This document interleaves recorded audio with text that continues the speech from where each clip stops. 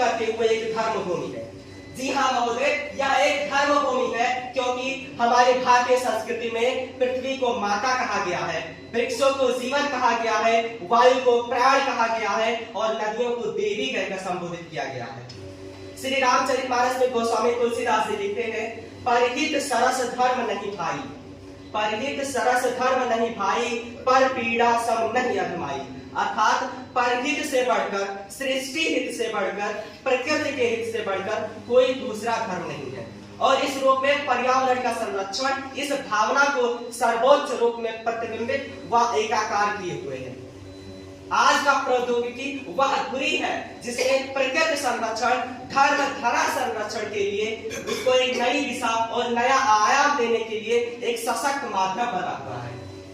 यदि मैं कृत्रिम बुद्धिमत्ता अर्थात आर्टिफिशियल इंटेलिजेंस की बात करूं तो यह जलवायु परिवर्तन के पूर्वानुमान, मौसम संबंधी विभिन्न तरह के ज्ञानार्जन, जंगलों में लगी आग की त्वरित पहचान और आपदा प्रबंधन जैसे अनेक क्षेत्रों में प्रकृति संरक्षण के लिए पर्यावरण का एक अग्रणी माध्यम बना हुआ है।